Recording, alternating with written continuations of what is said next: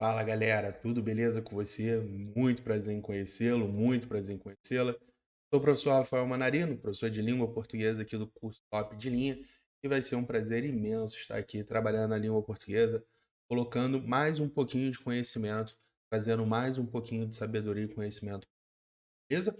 Então, vamos dar um início. Trouxe o material de maneira bem explicadinha para você conseguir ler com calma, tá? E a gente vai estar fazendo as anotações, vamos estar trabalhando de uma maneira bem equilibrada, bem tranquila, com calma, para você conseguir pegar todos os conceitos de maneira integral. Beleza, galera? Então, vamos que vamos. Nesse primeiro momento aqui da língua portuguesa, a gente vai entender esses conceitos iniciais, né? Principalmente em relação à fonética. A língua portuguesa, turma, ela é dividida. A língua portuguesa ela é dividida em fonética, beleza? Fonética, fonologia, fonética e fonologia. Aqui eu vou me atentar mais aos sons da língua, ao estudo sonoro da língua, beleza? Depois da fonética e da fonologia, a gente vai partir para morfologia, ok? E depois da morfologia, nós vamos partir para a sintaxe. Beleza. Finalizada a sintaxe, depois nós vamos para a semântica, ou seja, nós vamos para a parte do sentido da língua. Então, a fonética, a fonologia, ela está mais preocupada com o estudo sonoro, a percepção sonora da língua. Já a morfologia, ela já está preocupada com as palavras, o estudo das palavras na língua portuguesa. Já a sintaxe, a função sintática das palavras. Por exemplo, sujeito, predicado, objeto direto, objeto indireto, ok? E a semântica, ela vai trabalhar o sentido. Semântica significa sentido, turma, na língua portuguesa, beleza? Então, toda vez que eu falar semântica, você entende como sentido, certo? Então, essa é a divisão que a gente tem aqui para a gente pegar com bastante tranquilidade a língua portuguesa, beleza? Show de bola. Vamos que vamos então. Primeiro, a gente tem de entender o que é o conceito de fonema, tá? Conceito de fonema. Fonema, toda vez que eu falar fonema, você entende como som. Toda vez que eu falar fonema, você entende como som, tá? Os fonemas, tecnicamente falando, eles são sons que funcionam como elementos diferenciadores das palavras, já que possuem a capacidade de diferenciar uma da outra. Então, um fonema é exatamente uma estrutura sonora, beleza? Que tem a capacidade de diferenciar uma palavra da outra. Então, olha a palavra aqui, ó. Palavra mala, palavra mola e palavra mula. Tá vendo que eu consigo diferenciar como três palavras diferentes a partir da mudança daquela letrinha ali, vamos dizer, do A para o O e do O para o U? Então, aquilo ali é um fonema. Em relação aqui, ó, eu tenho gato, mato e pato. Olha só como a mudança ali daquelas letras promoveu exatamente uma mudança de significado, beleza? Diferenciando uma palavra da outra. Mesma coisa aqui com a palavra mal, com a palavra amar e com a palavra mais, ok? Então, você vai ter esse conceito de fonema baseado nesse elemento diferenciador das palavras. Fechado? É importante diferenciar fonema de sílaba. Fonema de sílaba. A palavra agito, por exemplo, aqui, ó, uma palavrinha aqui, ó. A palavra agito, por exemplo, possui 3 sílabas e 5 fonemas. Por quê? Toda vez que eu estou falando fonema, eu pedi para você entender como som. Então, em relação a fonema, você está entendendo como som, ok? Então, essa é a ideia. Por exemplo, a palavra agito, você faz exatamente 3 projeções sonoras. Então, agito, 3 projeções de a, tá? E em cada sílaba, você pode observar que tem sílaba com apenas um som ou tem sílaba com mais de um som. Por quê? Na palavra agito, a primeira sílaba só tem um som, ou seja, só tem um fonema. Já na segunda sílaba, ela tem o fonema gi e o fonema i. Então ela tem 2 fonemas. E na terceira sílaba, ela tem o sonzinho do T e o sonzinho do O. Então, na primeira sílaba eu tenho apenas um fonema, ou seja, um som. Na segunda sílaba eu tenho dois fonemas, ou seja, dois sons. E na terceira sílaba eu tenho dois fonemas também, ou seja, dois sons. Perfeito? É ali o G e o I e o T e o O, formando esses dois fonemas. E aí, galera, beleza? Essa é a ideia. E aí eu preciso agora do conceito de letra. Obviamente aqui que é importante você entender que dependendo da estrutura, eu não vou ter aquela produção de fonema ali, eu não vou ter aquela produção sonora. Por exemplo, na palavra hora, na palavra hoje. Sim? Beleza? Por quê? Quando eu observo, eu tenho exatamente aqui uma sílaba, mas esse H aqui ele não produz um som. Do mesmo jeito que esse H aqui não produz o som. E aí eu consigo dizer que esta letrinha aqui é uma letrinha afônica. Afônica. O que seria essa letrinha afônica, galera? Essa letrinha afônica seria baseada em a ausência e aqui fonema, ou seja, som. Então essa letrinha que é afônica é aquela letrinha que não tem som.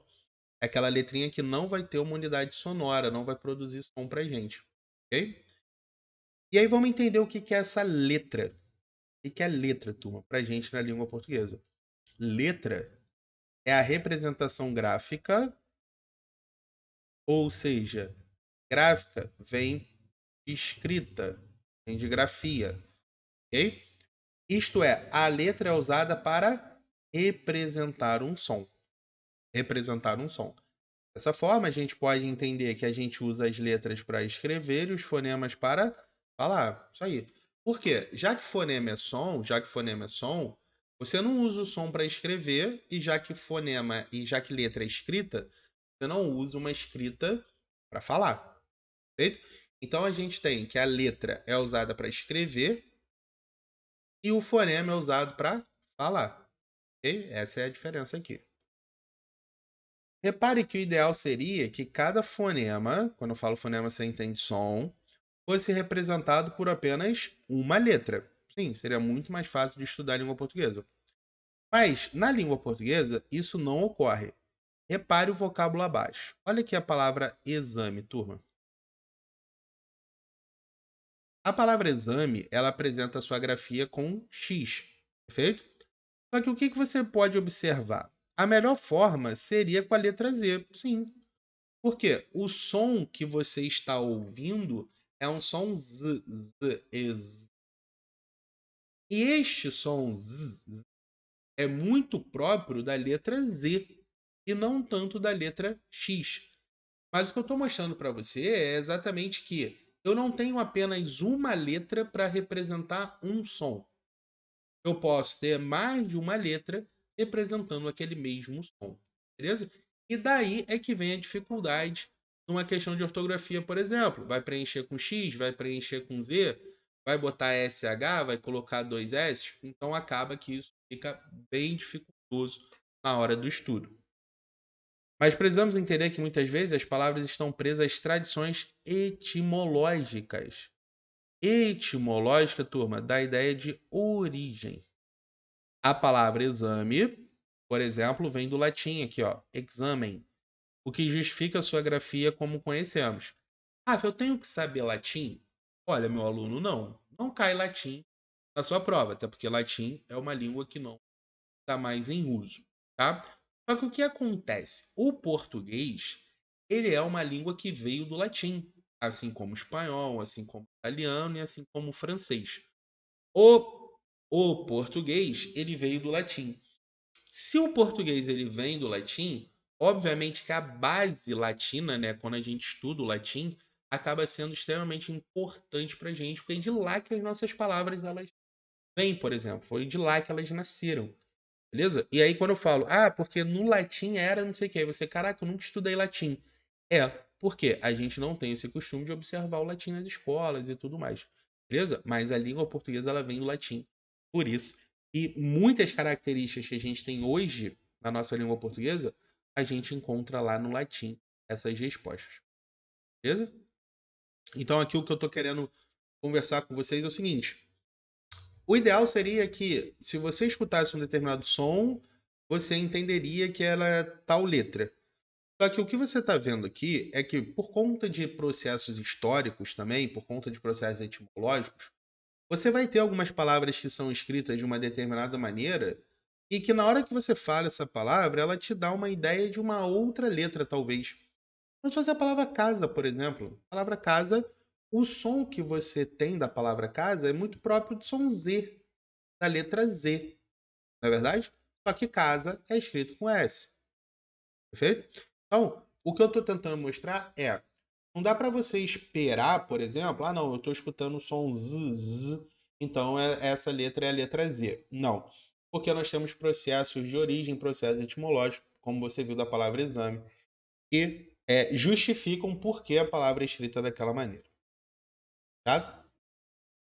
E aí aqui eu botei um conceito importante, galera, sobre letra e fonema. Lembrando que letra está associado à escrita e fonema está associado ao som.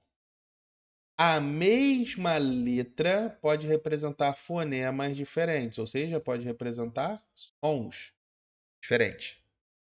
A mesma letra representando som diferente. Olha só, exame, chale e próximo. Você tem aqui ainda sexo, beleza? Aqui você tem cola, que seria o C na perspectiva do K, né, como som, e você tem cera, e você tem cera ali. Beleza, galera? E aí é o que a gente vai ter, por exemplo, daqui a pouco nós vamos aprender o que são os sinais diacríticos. Os sinais diacríticos, por exemplo, a gente tem em relação ao C cedilha. Por que o C cedilha? Porque quando você pega a letra C ela vai apresentar sons diferentes dependendo da vogal que esteja junto a ela. Repare aqui. Quando eu pego, por exemplo, a letra C e coloco antes da vogal A e da vogal O som que é produzido é esse som aqui, ó. K, pô. Perfeito? Já se eu colocar a letra C antes das vogais E e I, o som não é Q e Ki. O som é C e Si, perfeito?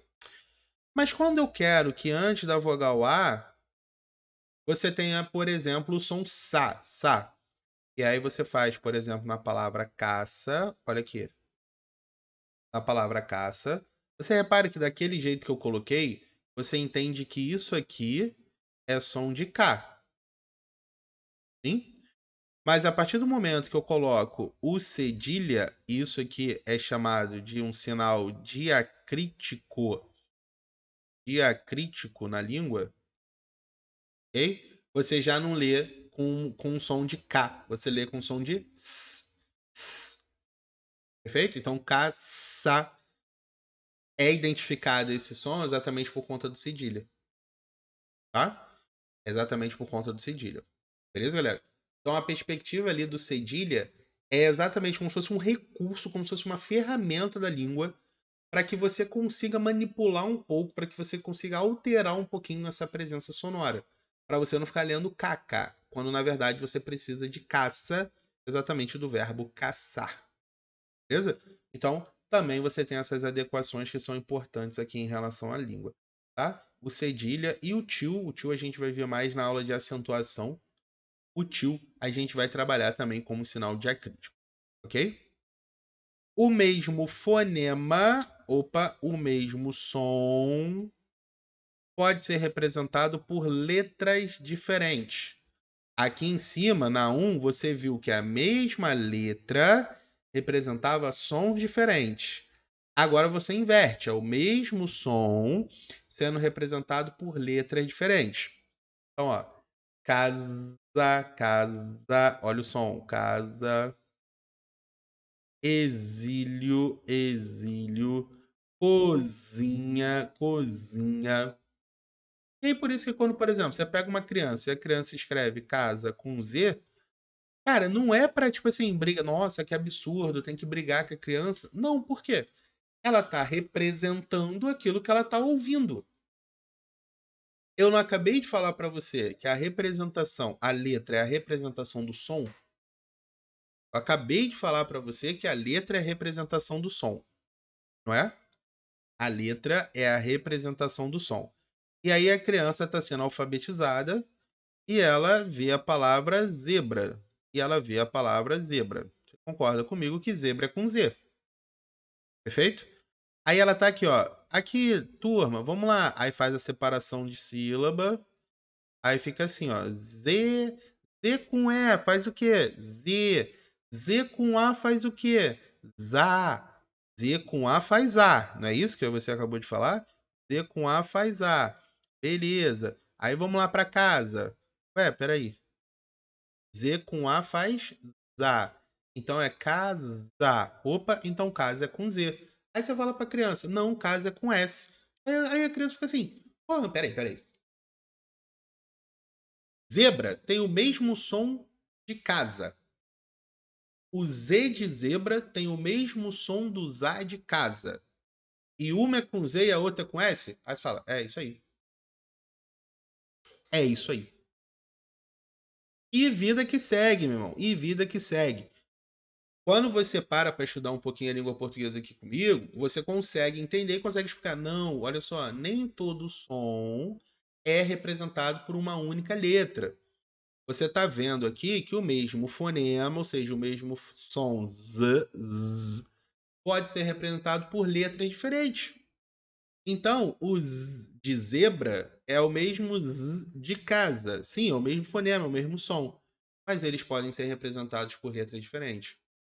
Entende, galera? Isso que é importante você saber. Aí, por exemplo, tigela e laje. Ó, mesmo som. Tigela e laje é o mesmo som. Um é com G e outro é com J. Aí tu pega giló. Giló. Tigela, giló, laje. E aí, giló é com G ou com J? Aí tu fica assim. Você fica doido. Por que que você fica doido? Porque você tá escutando o mesmo som, sendo que tigela é com G, laje é com J, aí é o mesmo som de giló. Tu não sabe, pode ser com G ou pode ser com J, pô. Concorda? Por quê? Se o de giló é o mesmo de tigela, que é com G, e é o mesmo de laje, que é com J, e aí? Como é que você faz? Então, a língua portuguesa ela não é fácil não, galera. A língua portuguesa ela não é fácil, tá? Classificação dos fonemas. Vamos aqui classificar esses fonemas, ou seja, vamos classificar os sons, né? Vamos classificar os sons. Os fonemas podem ser classificados em vogais, semivogais e consoantes. Vogais, semivogais e consoantes. Vogais. Vogais são fonemas sonoros que são produzidos sem a obstrução da corrente de ar. Por quê? Uma coisa que você faz quando você fala é soltar o ar. Uma coisa que você faz quando você está falando é o ar passar pelas suas pregas vocais, beleza? No momento que ele passa pelas suas pregas vocais, há uma vibração aqui no seu aparelho fonador e essa vibração produz exatamente os sons. É como se fosse um instrumento de corda, né? Um instrumento de corda você produz o quê? Você promove vibração naquela corda e no momento que você aperta um determinado espaço, aquela vibração vai ter um determinado som. Mesma coisa com as suas pregas vocais aqui no seu aparelho fonador. Só que quando você produz o som das vogais, esse ar que está saindo, ele não encontra obstrução. Ele não encontra como se fosse uma barreira. Então você vai fazer A, E, I, O, U. Pronto. Você viu que a todo momento a minha boca permaneceu aberta e não houve obstrução desse ar. Não houve obstrução desse ar. Então, quando a gente fala em vogal, a gente está falando A, E, e O, principalmente. Eu vou fazer essa divisão aqui para vocês. Porque as semivogais, I e U, eles se unem a uma vogal. Então, peraí. Peraí. Rafa, eu aprendi que vogal é A, E, I, O, U. Show, meu amigo. Você vai fazer um concurso agora, né? Você vai fazer um concurso. Não dá para eu te falar que vogal é A, E, I, O, U e não fazer essa separação com semivogal. Não tem como. Ok? Então vamos separar aqui direitinho. Vogais na língua portuguesa. Vogais na língua portuguesa. A, E, O. Vogais. A, E, O. Semivogais. I e U. Fechou. E aí, semivogal, você concorda comigo que tem uma percepção mais fraca. Sim, galera? Semivogal vai ter uma percepção mais fraca, até porque a ideia é de semi ali. Na verdade, a ideia é de semi. Por isso que eu falo que são átonos. Átonos são, tecnicamente, sons mais fracos. E tônicos são os sons tecnicamente mais fortes. Beleza? Tanto que ali eu coloquei que a semivogal ela precisa se unir a uma vogal. Para ser semivogal, turma, tem que estar junto a uma vogal. Junto a uma vogal. Aí vai ser semivogal. Beleza? E as consoantes? São fonemas que são produzidos com a obstrução da corrente de ar. Por exemplo, pega essa letrinha B aqui. Quando você observa a letra B, faz a letra B. Tá vendo que o lábio fecha? B, C, C. Olha como o dente fechou. C, C, D, D. Olha a língua, como bate aqui na frente. Olha a diferença. A, B, B. Perceberam a diferença? Então, olha como a vogal você tem uma abertura muito maior em relação a esse A do que em relação às consoantes. Beleza? Isso que é importante para você saber. Aqui, as consoantes elas são produzidas com a obstrução do ar, ou seja, o ar ele encontra uma barreira na hora de ser produzido. Beleza? Já essa vogal não. E as semivogais? Você concorda comigo que as semivogais também elas não possuem obstrução, turma. Mas essas semivogais, elas só aparecem presas a uma vogal, ok? Só aparece presa a uma vogal. Para ser semivogal, tem que estar junto a uma vogal. Tem que estar junto a uma vogal, ok? Um ponto importante aqui que você precisa saber sobre consoante. Consoante é aquela que soa com. Consoante é aquela que soa com. Ou seja, a consoante, ela precisa de uma vogal na sílaba para que ela produza som. Ela precisa ser acompanhada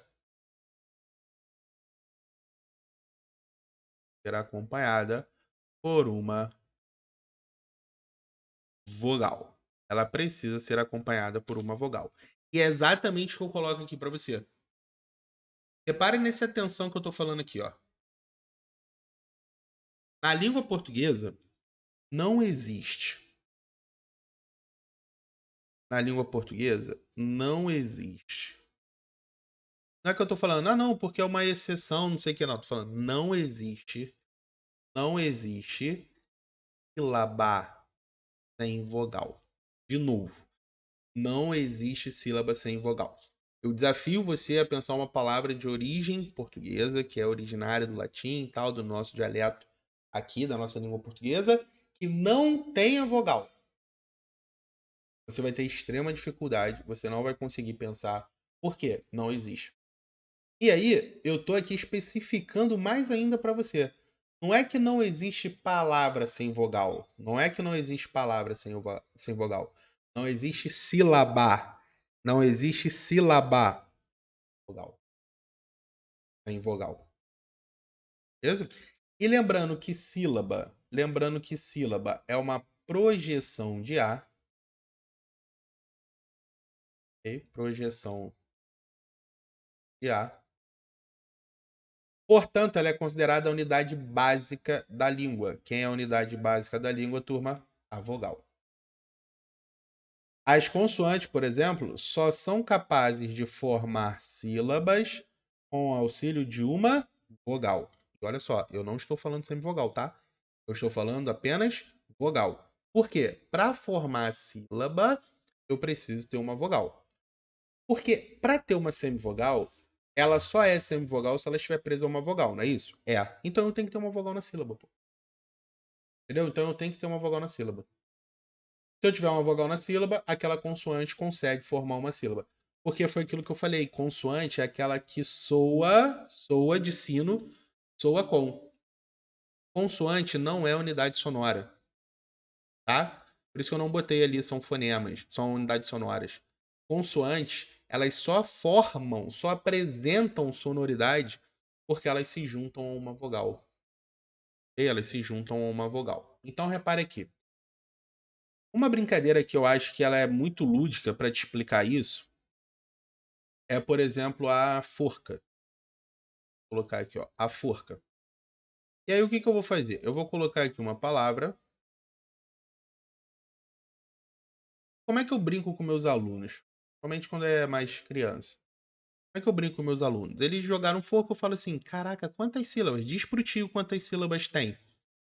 Aí eles, por quê? Tipo, por quê? Porque, eu não sou bom e tal. Me ajuda aí. Aí eles vão lá e colocam que tem 3 sílabas na palavra. Se a palavra apresentou 3 sílabas,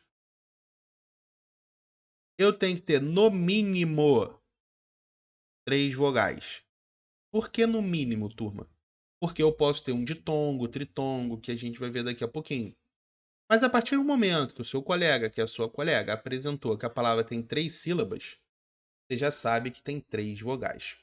E aí uma pergunta que eu te faço, responda sinceramente. Qual é a primeira letra que você chuta quando brinca de forca? Letra A. Sempre chuta a letra A. Então, repare, você sempre chuta vogal.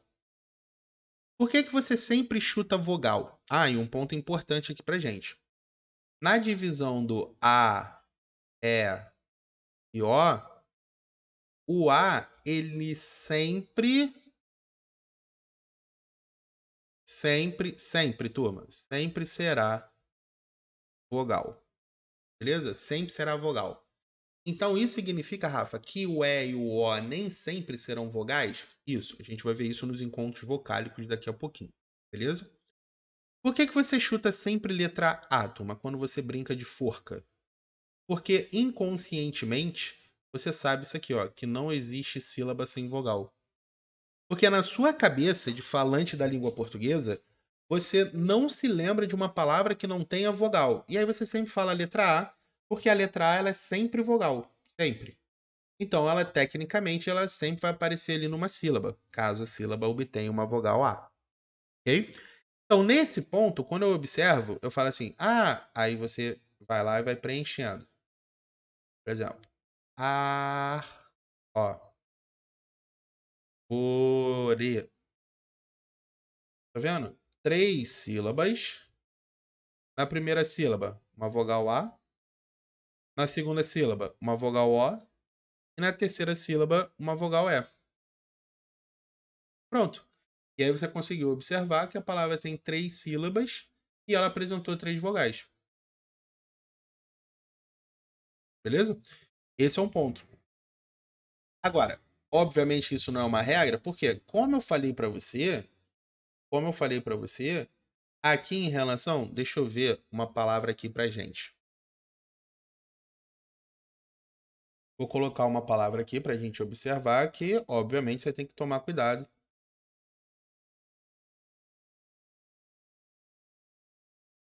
em relação aos encontros vocálicos que a gente vai ver já já. Repare que eu falo que essa palavra tem 2 sílabas. Essa palavra tem 2 sílabas aqui, ó. E aí, se ela apresenta 2 sílabas, na sua cabeça tá assim, pô, 2 sílabas, 2 vogais, né? Tá bom. Vamos ver aqui qual foi a palavra que eu escolhi. Eu escolhi a palavra chapéu. Tá vendo? E aqui o que que aconteceu? o que que aconteceu aqui na palavra chapéu? Você viu comigo 2 sílabas mais 3 vogais. Por isso que eu falei aqui 3 sílabas, no mínimo, tendo 3 vogais. No mínimo, você tirando uma por sílaba, ok? Mas aqui, ó, eu tenho uma vogal primeira sílaba, tenho uma vogal A, certinho, mas na segunda sílaba eu vou ter um ditongo, que a gente chama de ditongo, ok? Então, por isso, quando eu falei, e tal, em relação à língua, você tem que tomar cuidado, por quê? Nem sempre você vai ter apenas uma vogal. Você pode ter uma vogal mais uma semivogal, né? Lembrando que o U ali é semivogal. E aí você tem um ditongo, que a gente chama de ditongo. Isso daqui a pouquinho a gente vê.